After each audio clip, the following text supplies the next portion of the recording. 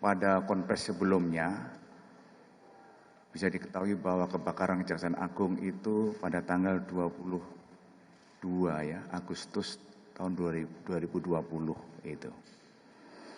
Jadi kemudian dari tim ya sudah melakukan olah TKP dan penyidikan. Dan kemudian hasil daripada ahli apa? Ternyata ada open flame ya, artinya itu adalah nyala api terbuka itu. Kemudian nyala api terbuka itu ada di lantai 6 ya, di aula biro pegawai. Itu ada di sana.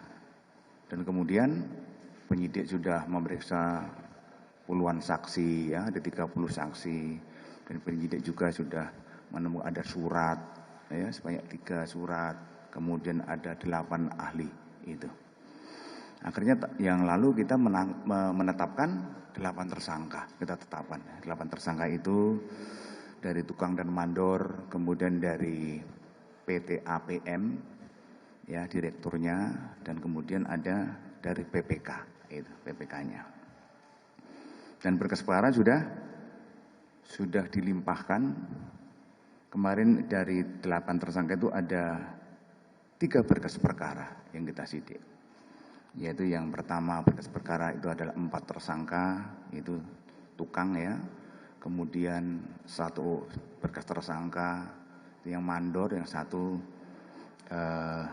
PPK dan Direktur PT APM.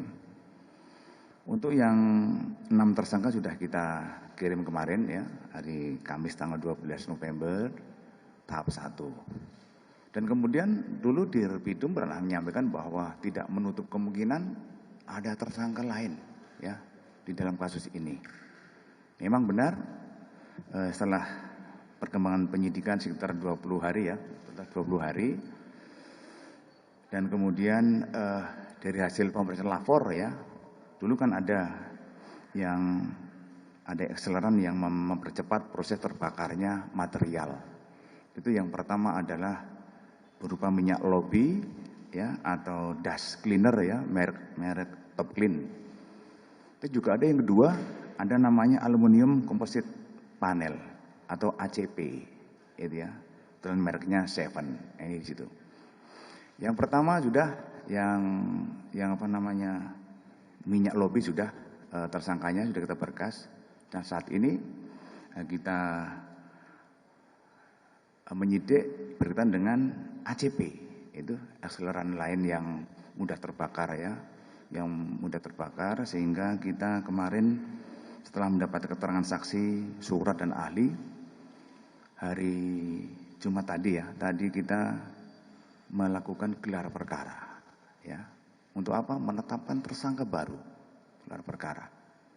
Dan ternyata dari gelar perkara tadi penyidik ya, dari hasil kesimpulan gelar perkara penyidik menetapkan 3 tersangka ya, 3 tersangka, yaitu inisial MD, inisial J, dan inisial IS ya. Jadi ada 3 tersangka.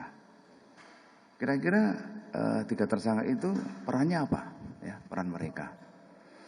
Yang pertama itu yang tersangka MD itu salah satunya dia itu meminjam bendera PT APM. Dia minjam benderanya PT APM itu. Jadi semua kegiatannya tersangka MD ini. Kemudian yang kedua memerintahkan beli minyak lobby tadi ya, yang mereknya Top Clean gitu. Dan tersangka kedua itu inisial J, itu perannya, dan dia itu tidak melakukan survei kondisi gedung dulu. Dia itu tidak melakukan survei gedung, kemudian tidak memiliki pengalaman sebagai konsultan perencana ACP tadi. Tidak punya pengalaman. Dan yang ketiga, tersangka IS yang bersangkutan adalah yang menunjuk PT IN ya, sebagai konsultan perencana yang tidak memiliki pengalaman. Itu salah satunya. Nanti secara detail silakan tanyakan ke Direktur Pidana Umum Bareskrim. Dari ketiga tersebut kita kenakan pasal 188 KUHP dan kita juntukan pasal 55 huruf 1 ke 1 ya, KUHP. Ancamannya di atas 5 tahun. Nah, itu teman-teman yang bisa saya sampaikan. Nanti kalau ada pertanyaan secara teknis silakan ditanyakan ke Dirpidum, dan tentunya bahwa sudah kita menambah 3 tersangka kembali, dan tidak menutup kemungkinan kalau memang nanti ditemukan adanya fakta hukum dan melanggar pidana, ya kita bisa menetapkan kembali tersangka baru. Saya kira demikian. Ada yang tanyakan?